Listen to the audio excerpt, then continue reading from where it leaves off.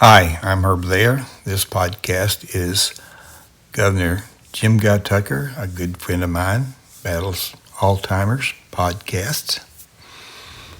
This podcast has a clear message. Never forget 3 types of people in your life. To kind of get together on different things, and so I thought it would be good.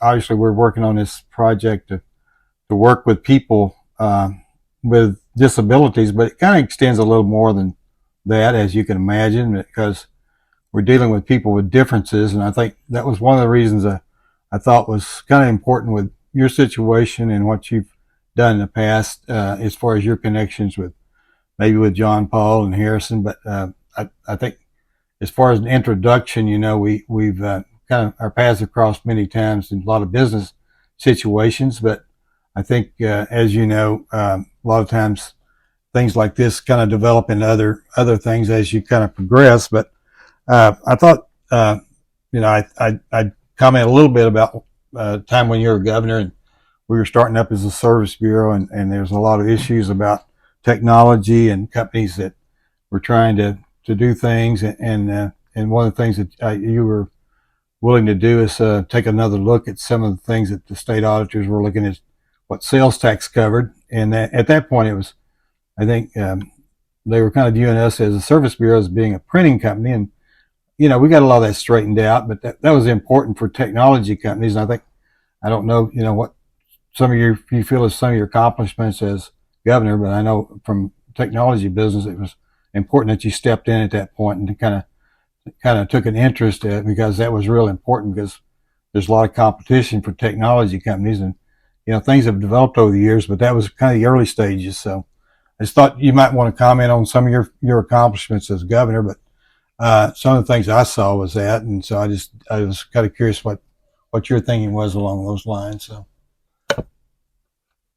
Well, when in the years before I became governor, while I was practicing law, uh, we became aware of cable television. They asked me to put in a systematic ball mill, and someone else had already beaten us to it out there. But in the process, my wife and I uh, went to looking around the area on the outskirts of Little Rock. If you wanted to put a cable TV system uh, inside Little Rock, you had to have a franchise from the city. Mm-hmm. I imagine it's the same up in Harrison, but those are the early days. But we started building in the rural areas, and the people seemed to like it so much, and it was relatively easy to put in because there weren't so many wires, and it was very successful. We built BB and Little Rock and North Little Rock, the areas outside of them. And later, when I got an invitation to help some folks do the same thing in Indonesia, I went over there, and my wife and I built areas outside of Jakarta and outside of Bali, where there was still a rural population. And that was very popular. And then we got into the cities there and did the same thing in some Chinese areas. And so people from all over the world, France, England, shared the same desire to have access to media and eventually to have access to each other through the internet that operates as it does now. That's been many years ago. This is back in 1990 that we were doing this. So it's been important, and I think it's important for the whole world now, but particularly. A few months ago, I wrote an article in LinkedIn that talked about what friends are for, and this is kind of part of what this podcast is about. I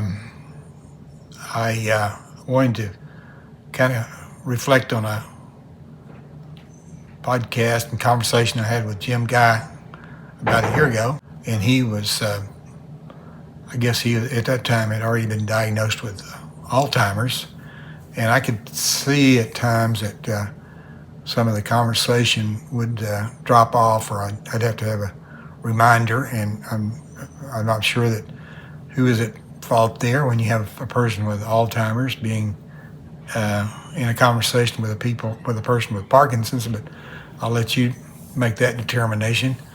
But I wanted to follow up at this time and reflect on that conversation because I want to go to the library this week, and the library here in Little Rock is for governors so that they capture their history, and I wanted to review a few things there about Jim Guy, and also I plan to drop by his place. His and Betty's are very close nearby to the library there. It's actually not too far from the Clinton Library, a much bigger library, but the reason I wanted to do this podcast is to bring attention to, I think he's got like 800 boxes or something, and a lot of the information has not been put together, and there may be some reason at some point they would be volunteers or some way to raise money for that.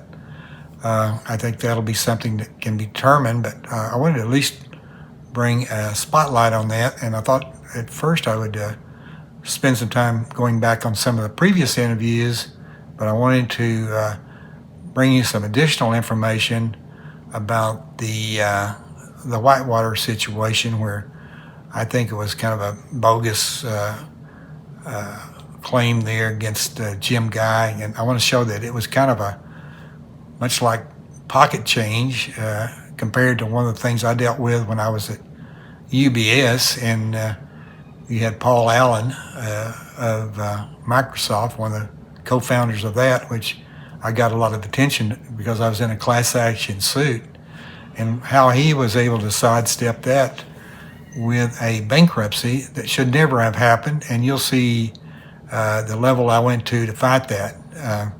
There were some things that were settled with UBS, but nothing that came of the class action other than it did draw a lot of attention, and there are a lot of people involved, and so I think you'll see that.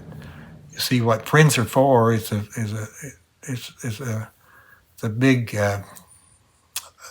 concern of mine. I think you've seen the media here recently spend millions and dollars highlighting a concern over a 4-second issue at the Olympics over a bronze medal, but I don't know that this subject on this matter ever got the attention, and I think that's a matter of preserving and maybe protecting the legacy of a governor and also a great businessman that I dealt with over in Indonesia. Okay, this is more details for those who are interested. I was a financial services representative at UBS in Little Rock, and I did work with some of the investment banking people at the UBS, so I had a lot of information to see what happened when the Chinese wall between the investors and investment banking was violated. Why I'm suing Microsoft company founder Paul Allen for securities fraud. Blair, September 6, 2019, 1529Z. This story is available exclusively to Business Insider subscribers. Become an insider and start reading now. Have an account? Charter Communications shareholder Blair is suing Microsoft co-founder Paul Allen for securities fraud. Here, he explains why. Paul Allen, who started Microsoft with Bill Gates, left Microsoft a few years ago and began making a lot of investments. One of those was Charter Communications, advertisement. Many thought he paid too much for local cable systems that he bought around 1999 and thereafter. However, the local cable systems he bought were around $4,000 a subscriber. That amount was comparable to what Cox paid for the TCA systems in Arkansas, including Harrison and Rogers. Also comparable to what Comcast, Time Warner, and Mediacom paid. They all have made their purchases successful. This story is available exclusively to Business Insider subscribers. Become an insider and start reading now. Have an account? Paul Allen made several mistakes in the management of the local cable systems and started growing debt at a high rate. Mistakes included his choice of managers, capital expenditures, CapEx, marketing, and debt management. He attempted to run the business as an absentee owner. When local cable systems were first purchased, the average revenue per user was $33. Now it runs around $108, more than 3 times the revenue 10 years ago. Internet and telephone services, along with additional channels, should have made the systems much more valuable. However, recent value in bankruptcy caused by debt is approximately $2,000 per subscriber. How can revenue go up over 3 times and value go down 50%? Although Allen took the company public in 1999, he has operated the company as though it was private. The company IPO'd in mid-$20 and eventually went to single digits. Another example of another company that operated similarly was Adelphia and Regas family, now in prison. Advertisement. The problems I have, along with other advisors and stockholders, surfaced in 2006 when an analyst for UBS, Aryeh Borkoff, started giving glowing reports on how the $2.50 stock could reach $10 in a short period of time.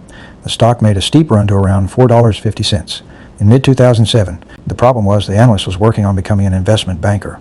The Paul Allen account would give him a position with UBS where he could earn in the millions with bonuses. In May 2007, he was promoted to the position of Vice Chairman Media Investment Banking at UBS. Note timing. Shortly afterwards, without Borkoff as an analyst, the stock began to plummet. Although his replacement, George Lamberton, still had a buy on Charter until mid-January 2009, he had a low media profile, unlike Borkoff. When Charter decided to declare bankruptcy, Borkoff helped negotiate the deal for the creditors, and as a result canceled out the stockholders. His greed caused him to go from stockholders' best friend to their worst enemy. The other catch-22 is that they have stated in several financial conferences they had more than enough money to weather the financial crisis until fall 2010, only to take a voluntary bankruptcy. They either didn't and stated they did, or they did and wanted to take advantage of the timing AIG, GM, etc. smokescreen and take bankruptcy at a time when they can get rid of debt and stockholders and still retain ownership. Similar to another bankruptcy, Allen took on a sports coliseum, Way of Business. They have a poison pill and no tax credit, $1 billion cillion from Obama, and they are protected with severe penalties and bonuses. There have been many opportunities to sell systems in high valuation markets, LA, Dallas, etc., but refused, stating they were buyers, making it sound as though they had more than enough resources to handle any crisis. Read next. Okay, let's contrast that to the Jim Tucker situation. Tucker sentenced to 4 years probation by Michael Hattigan. Special to the Washington Post. Tuesday, August 20, 1996, page 01. Former Arkansas Governor Jim Tucker D., convicted in May on Whitewater-related charges, received a 4-year suspended sentence today following testimony by a transplant surgeon who said Tucker would likely die of liver disease if he were sent to prison. U.S. District Judge George Howard Jr. put Tucker, 53, on probation for 4 years and ordered him placed under home detention for the first 18 months of the sentence. The judge also ordered Tucker to pay $294,000 in restitution and interest to the U.S. Small Business Administration, as well as a $25,000 fine, and to perform community service. The court is persuaded that Mr. Tucker has a variety, if not a multitude, of serious medical problems, said Howard, a Democrat appointed by President Jimmy Carter. The court is convinced that a sanction requiring imprisonment would be as cruel as a grave. In May, a jury found Tucker, J. James B. McDougalin, McDougal's former wife, Susan, guilty of arranging nearly $3 million in fraudulent loans between 1985 and 1987 through Capital Management Services, a Little Rock small business development company run by former municipal judge David Hale. The case was a victory for Whitewater independent counsel Kenneth W. Starr, who put Hale on the stand to describe a series of fraudulent loans he claimed to have made to members of the state's Democratic political family. Hale has said that, then Gov. Bill Clinton asked him on several occasions to help McDougal by making the loans, but President Clinton denied having such discussions in videotaped testimony during the trial. Tucker's lawyers asked the court for mercy, citing Tucker's public service and failing health. He suffers from chronic liver disease and needs a liver transplant. Doctors testified during the almost 3-hour sentencing hearing. James McDougal, who was Clinton's former partner in the Whitewater land venture, was to have been sentenced today also, but Howard delayed the sentencing for 90 days. Howard's order delaying McDougal's sentencing appeared to confirm earlier reports that the former savings and loan operator was cooperating with Starr's wide-ranging investigation into the failed Whitewater development and other deals involving the President and First Lady Hillary Rodham Clinton. Tucker, who had made an emotional plea for leniency in a statement to the court, sat ashen-faced and silent as Howard imposed the sentence. His wife, Betty, and other relatives sobbed in the gallery. Tucker embraced tearful relatives and supporters after the court adjourned. Asked outside the courthouse if he thought he had broken any laws, Tucker said firmly, "I do not." He said he was grateful the judge allowed him to continue his medical treatments and to serve the state. Howard ordered Tucker to deliver a series of speeches at student assemblies around Arkansas. Prosecutor W. Ray John argued during the hearing for Wallace Marsh, a Pittsburgh surgeon specializing in liver transplants, testified that Tucker's liver is failing. Without a transplant, he said, Tucker faces a 50% chance of dying within 2 years. The former governor is on a transplant waiting list. If imprisoned, the surgeon said, Tucker probably would not be chosen for the procedure because prison conditions would increase the chance of fatal infection after the transplant. If he's confined in that type of setting, the ultimate result will be death. The point is how ridiculous it was, and it was only because of the Whitewater and the situation that Governor Tucker was put in was because of his failing health. He couldn't take the risk of any ways to correct it. He said that he felt like he had not done anything wrong, but again, if you're put in that position from a health standpoint, there's not much you can do. Herb, I'm so pleased to note that despite current and future challenges, your keen intellectual mind is still at work. Glenn Fast, entrepreneur, owner of commercial property and businesses, and Phil Marriott, the Phil Marriott Company, Provo, Utah. Herb, I just learned a lot of things that I didn't know about you and your family. That was and is beautiful. Let's all work on loving one another, be our brother's keeper, help especially the needy. Thanks, Uncle Phil. You can remember. Keep smiling, keep shining, knowing you can always count on me. For sure, that's what friends are for good times and bad times. I'll be on your side forevermore. That's what friends are for. By the way, I thank you. Oh, and then for the Keep smiling, keep shining, knowing you can always count on me for sure. That's what friends are for good times and bad times. I'll be on your side forevermore. That's what friends are for. Believe it or not, there was a time when politicians did what was right, not what was politically expedient. Walmart's been one of our blessings for the state. They've used their money to do a lot of technical advancement in areas for the state. And I know there's continuing to spread up in North Arkansas. Yeah, and Harrison was a second store they put in, and the irony of all of that was Sam Walton. I think I did a lot of research on this, and I did actually some things through some of the AI stuff that I have, and he was pretty close to moving things to Harrison at one point. He did a handshake deal with the Jonas over here to do the deal, and I don't know that he could have done a deal anywhere else when he started his second store.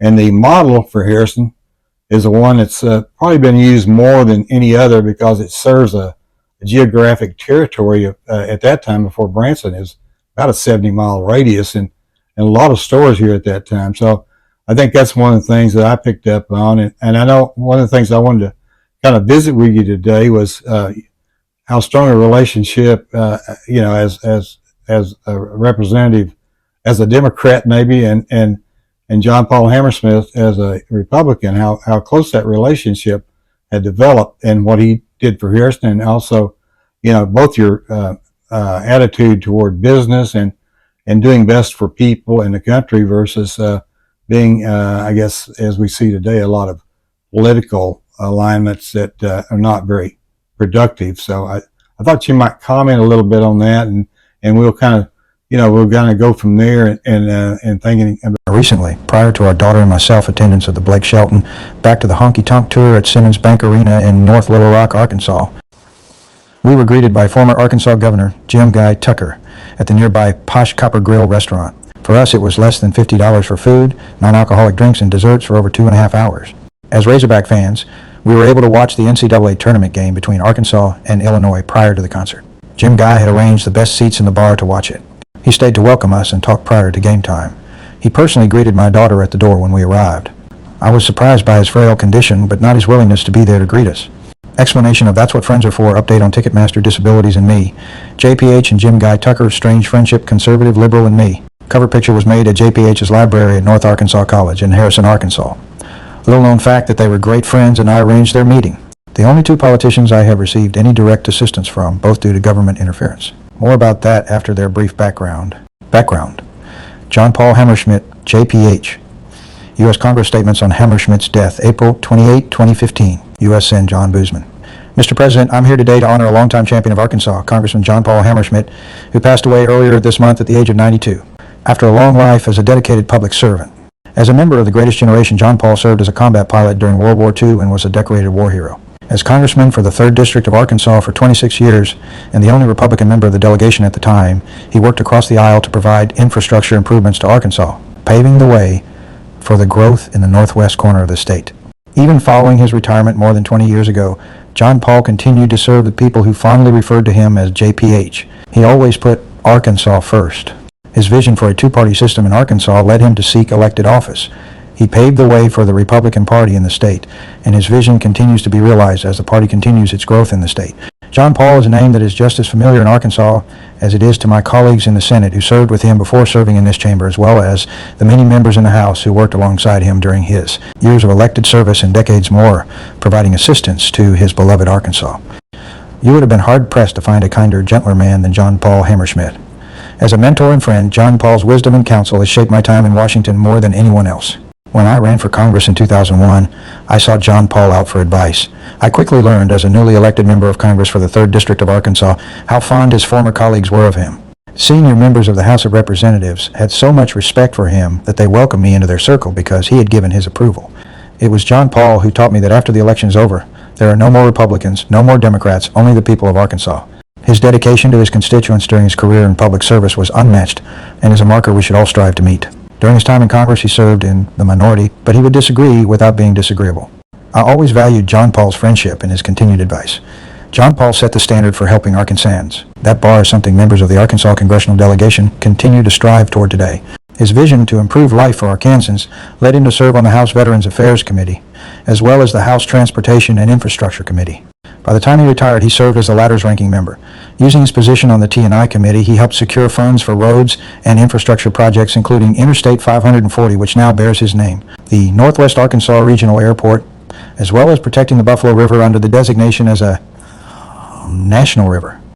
John Paul left big shoes to fill. He believed he could make a difference in the lives of Arkansans because he believed in loving his fellow man. We are capitalizing on the benefits he helped provide, a testament to his time in Washington. From all Arkansans, I thank John Paul for his devotion to public service, his leadership, and his dedication to Arkansas. His example is something we should continue to strive for in Washington. JPH hometown was Harrison, Arkansas, where he served Congress from and died. John Paul was an absolute delight. I respected him so much. When I went to Congress and got to see him every day, multiple times on the floor of the House, I just liked him, and I liked to listen to him. And I guess I saw him towards the end of his life when I came up. I think you had invited me up to make some remarks to Civic Club there. John Paul was present, and afterwards we walked over to his office. It was part of the joy of a small town was to be able to walk out of a meeting like that and just stroll across the square and by the trees and sit down and have a nice quiet visit. And we did. He showed me pictures that he had on his wall. We had a good long talk. It was the last time I saw him. Really? Okay. And, he was a wonderful representative, not only for his district, the 3rd District of Arkansas, including Boone County, but also for our whole state. And if everyone we had in Congress could be as rational and open to hearing what other people have to say and to weighing what they have to say and whether it's a good idea or a bad idea, and not just knee-jerk to something being bad. Wonderful. Listen, be pleasant, and use the indulgence God gave us to help out the other fellow, help the world.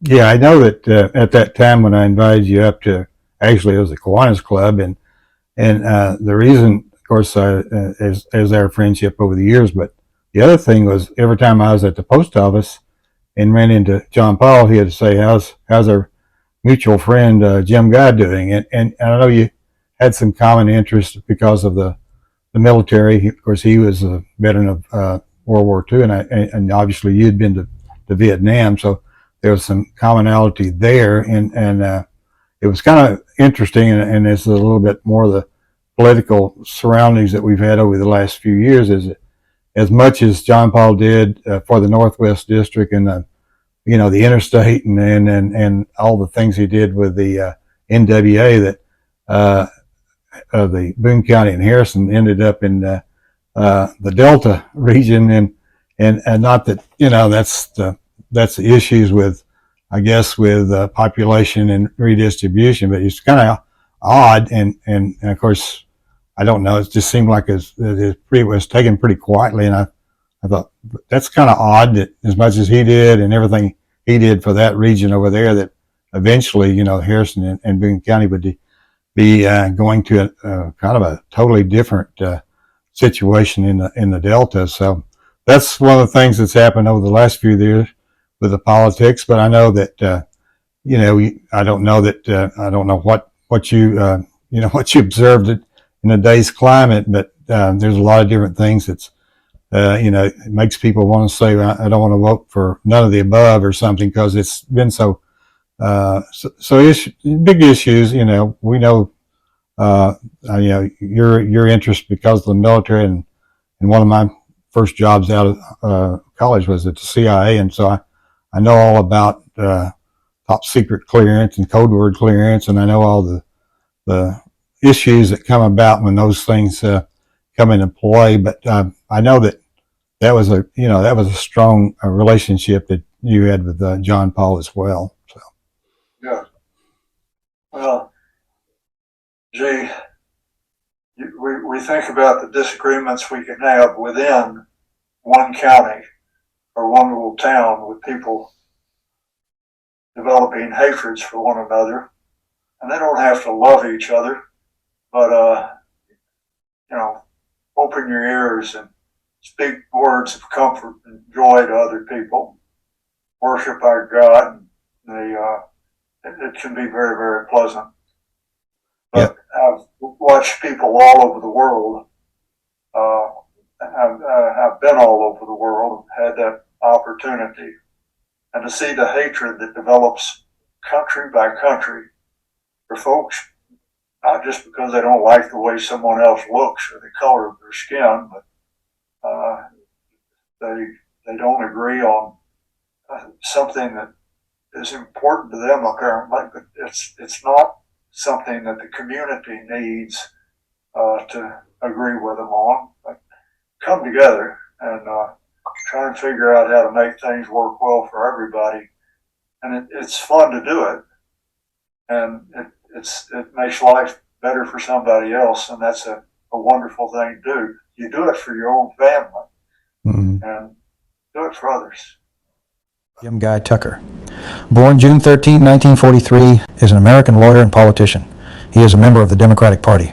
He was the 43rd governor of Arkansas from 1992 to 1996, and a member of the United States House of Representatives from 1977 to 1979. James Guy Tucker, Jr. Interesting fact, Jim Guy married Betty Allen Alworth. Her first marriage was Lance Alworth. Lance Bambi Alworth was an all-around athlete in high school in Brookhaven, Mississippi. Just before he graduated high school, Alworth married his girlfriend, Betty Jean. Because he got married, the University of Mississippi withdrew its scholarship offer to him. At the time, the school had a policy against recruiting married football players. He became the first University of Arkansas athlete to win letters in 3 sports in the same school year. He was a star in track, running the 100-yard dash in 9.6 seconds. In baseball, as a leader in stolen bases, and in football, as All-America halfback in 1961. He played for the San Diego Chargers and Dallas Cowboys 1962 to 72 as a wide receiver. He scored 87 touchdowns and ranked 4th in all-time yardage as a pass receiver when he retired. As a rookie in pro football in 1962, he picked up a nickname, Bambi. Teammates said he had big brown eyes, could run like Bambi, a leaping deer in fiction. He was elected to the Pro Football Hall of Fame in 1978 and the College Football Hall of Fame in 1984. Jim Guy and Betty became political collateral damage from Whitewater investigation of the Clintons. Ken Starr, independent counsel in Clinton investigation, admittedly turned out to be a wide-ranging, real witch hunt search for misdeeds, quickly losing its focus.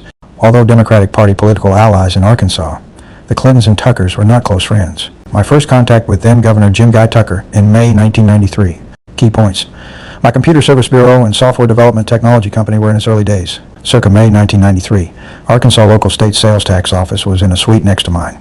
Why pioneers are people with arrows in their back.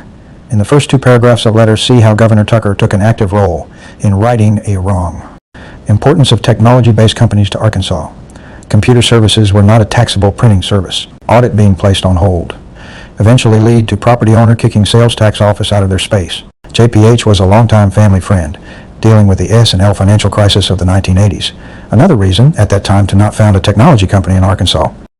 Bankers knew a lot about houses, cows, and cars collateral, but nothing about computers and technology.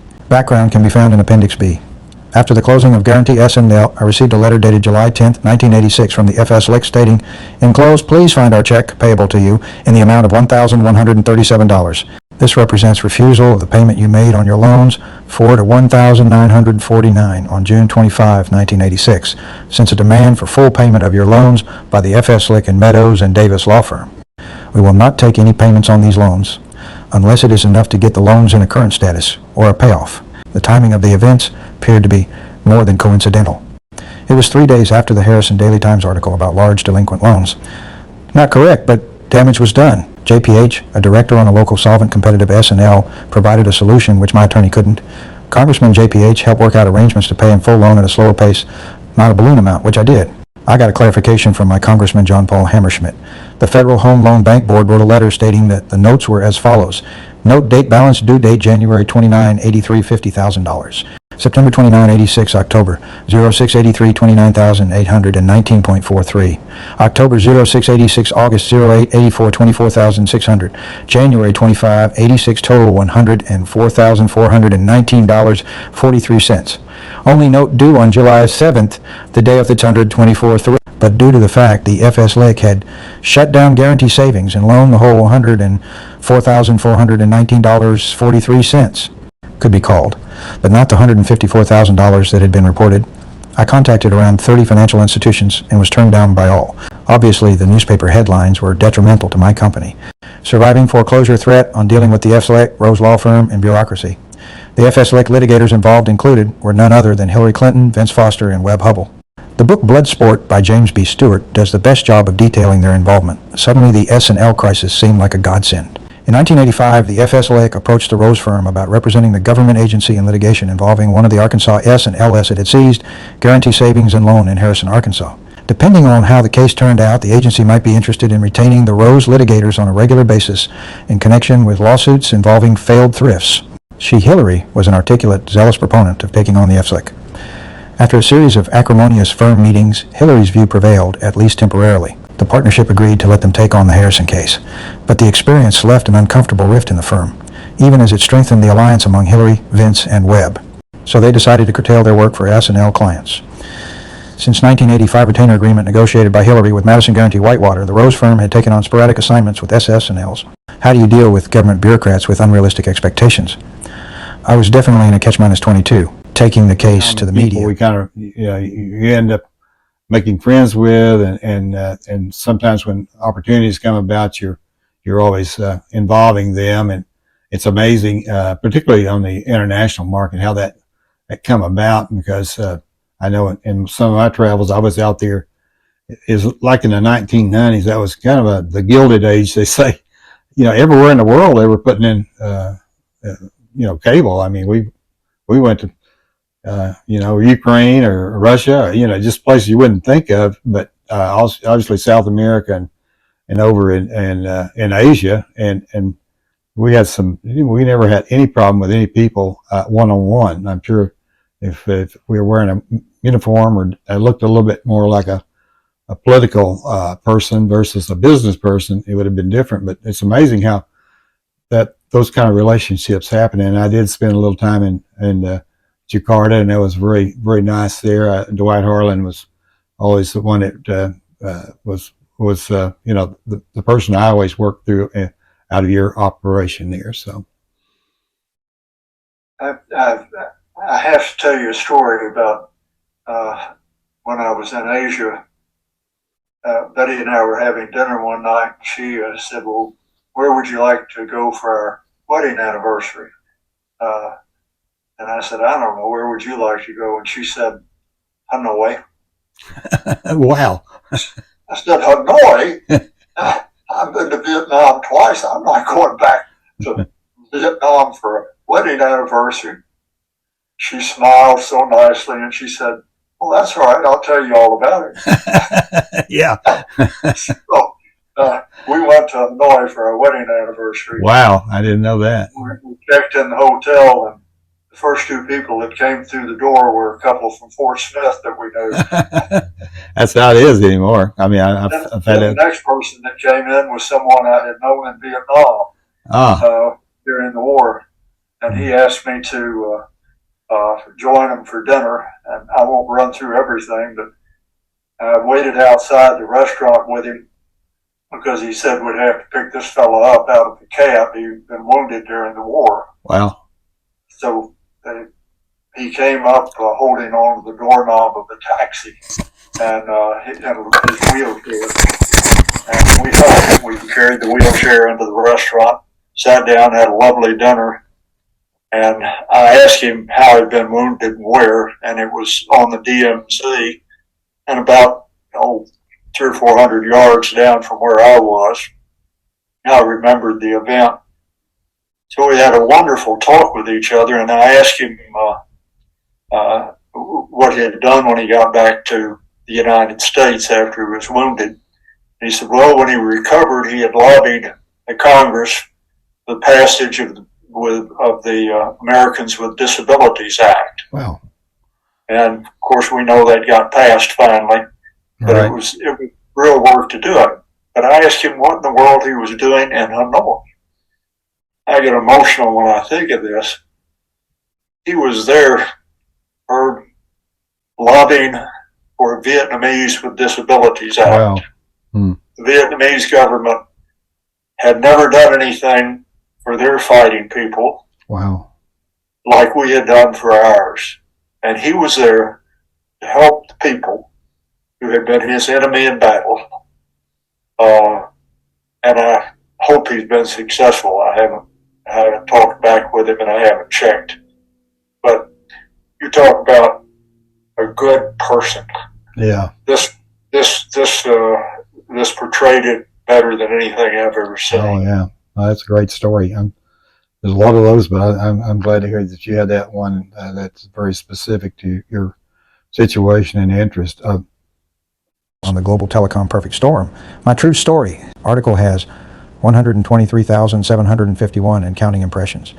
Company sold for about $3,611,524.61. Circa 1990s in today's dollars. Still cheap, but better than fighting technology ignorance in Arkansas at the time. Excerpt, Jim Guy Tucker, former Arkansas governor, U.S. cable operator, and investor in cable systems in U.S. and Jakarta, Indonesia. Best at handling efficiency and expediency over government restrictions. Also fought lobbyists for not doing business the same way it had always been done. Jim Guy is innovative and currently heads up Chairman, Rivers Edge Ventures, Inc., Investment Management, Company Consulting, Co-Founder Advisor, Collinear, Inc., Wireless High-Speed Data Backhaul Technology, Founder Director, Consultant, Pacific Genetech Limited, Hong Kong and subsidiary, Arkansas Biosciences International LLC, Little Rock, Arkansas's Vaccine Research and Development. CEO, Founder, Partner, WIC Global Partners, Chairman, Broadband Systems LLC, Investment and Management of Cable Television, Software, and Internet Properties. Experience in Argentina, China, Egypt, France, Indonesia, Italy, Jordan, Malaysia, UK, USA.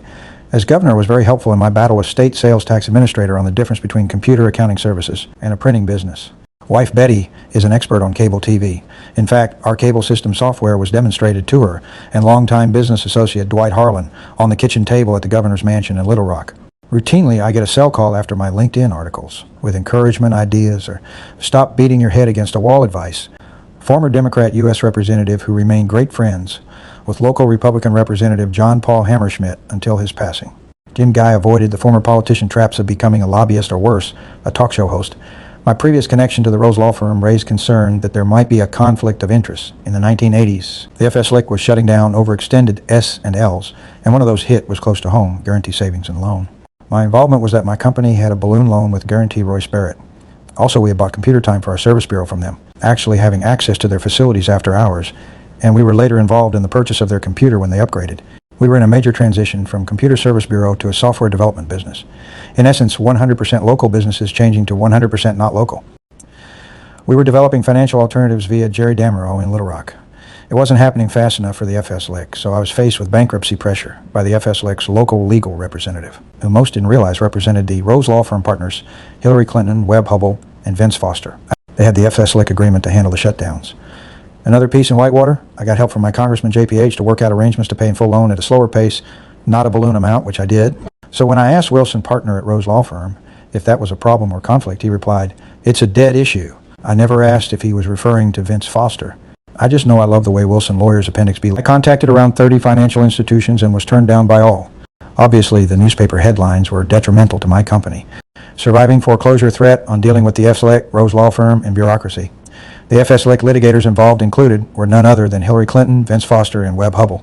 The book Bloodsport by James B. Stewart does the best job of detailing their involvement. Suddenly, the S&L crisis seemed like a godsend. In 1985, the FSLEC approached the Rose Firm about representing the government agency in litigation involving one of the Arkansas S and LS it had seized, Guarantee Savings and Loan in Harrison, Arkansas.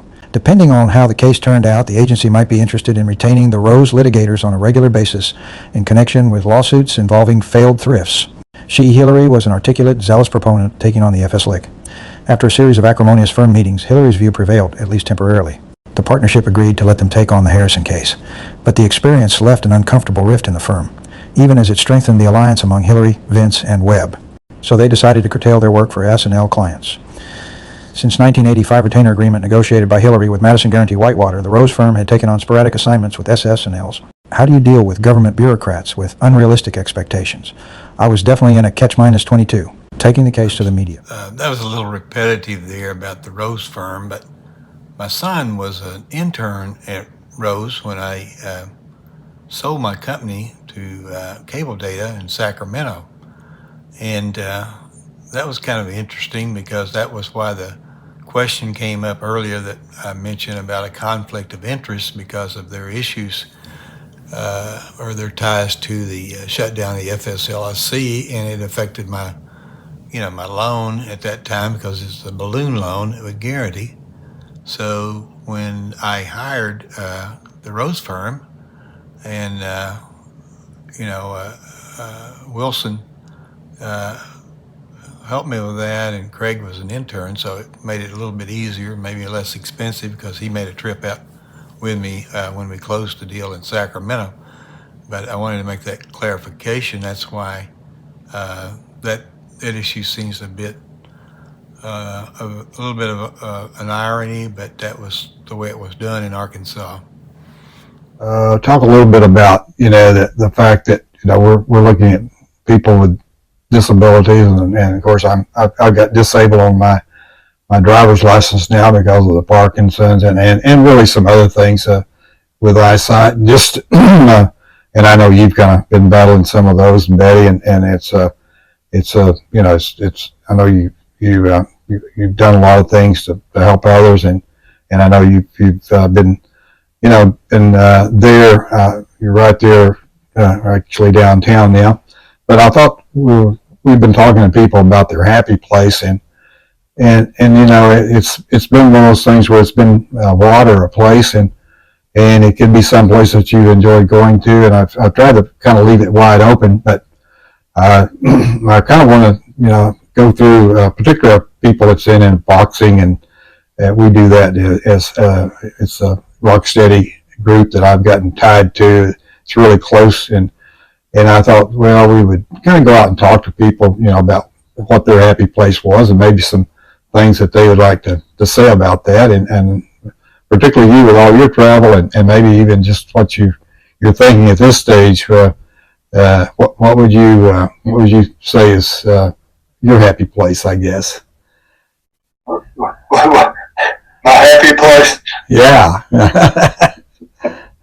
Well, I tell you what, watching the sun come up in the morning with my wife and a cup of coffee. Well, that's a pretty good one. I mean, and we can do that anywhere we happen to be. Yeah. And I'm 81 now, and so I'm feeling my age.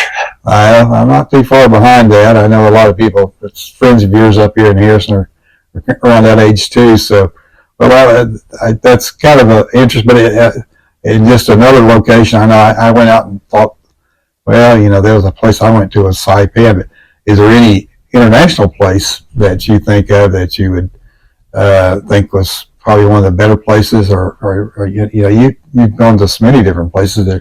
Is there any one or two that you think about as where you had some experiences or something that maybe were some of your highlights? Well, we had the opportunity to, when we built the cable television systems in Indonesia, we went into some of the small islands, and the islands and their populace of birds and animals was just spectacular. So that was one. The streets of Italy were one. Betty and I drove all around there. Oh, yeah.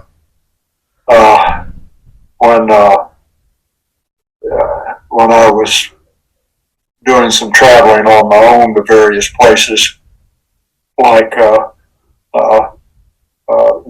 helped knock down the Berlin Wall. Wow. When it was going down, I brought back some stones for myself and my kids and neighbors. And then Prague was interesting, and Czechoslovakia, and I wanted to go skiing in a little place about 50 miles away, 60 miles away from downtown Prague. I got there at midnight. We were slowed because we met the Russian tanks at the border at that time in our history.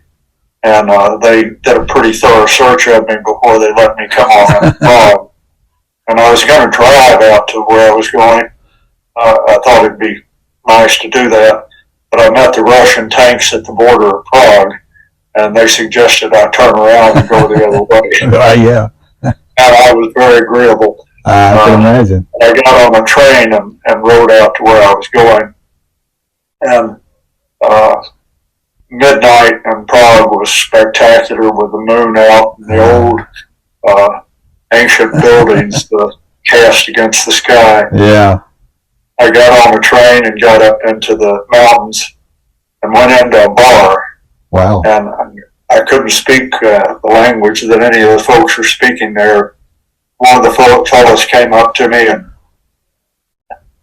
spoke to me in various languages, and one was English, and he was asking where am I from, and I told him American, and he looked at me and drew back and shook his head, and he said, American? I said, yes. He said, passport. I carefully took out my passport and held it with both hands. I never showed my passport without holding it with both hands. Right. And I was holding it real tight, and he looked at it and then jerked the thing away from me, looked at it, and in disbelief turned around to this room full of, well, not screaming, but shouting folks who were having a good time, drinking and so forth, and started screaming, American, American. And the room went silent. Really? And he pointed at me and said, American. The silence became even deeper, and then they started screaming and cheering, America, America, America. It was a moving experience. Well, They loved America, and these were the youth of Czechoslovakia. Great. That's a great story. That's probably the best place we can do to end this discussion. I really appreciate your time. We've been, I guess, around with a lot of things over the years, and it's just good to get back with you, and we'll stay in touch. We're in and out of Little Rock, so we'll definitely, always touch base when we're there. Look forward to seeing you. Anyway, I think we've discussed a little about what happens when you get that age, but I'll be 80 in February. So I'm 79. I think you say I'm in my 80th year or something. Yes, if you're going to be 80, that means you'll be in your 81st year. Yeah, I know. I don't push it too much. Yeah. Yeah. Yeah. It's fun. Yeah. Well, I've enjoyed visiting with you, and I look forward to seeing you down here. I hope soon. Yeah, we'll be I cannot get over 140 pounds. This read my eye, by the way. I don't know if it was visible on what you were doing or not. No, I don't but think so. I had a bunch of skin cancers taken off. One was here in my forehead, and of course, when they do surgery there, the blood from it runs down. So that's the remnants of that surgery a month ago. It'll be gone in another few weeks. Well, listen, I got to get in here with my wife. All right. Wonderful to Same see you. here. Okay. Thanks for your Thank time. Hey, thanks. Bye-bye. Bye. You can remember. Keep smiling, keep shining, knowing you can always count on me. For sure, that's what friends are for good times and bad times. I'll be on your side forevermore. That's what friends are for.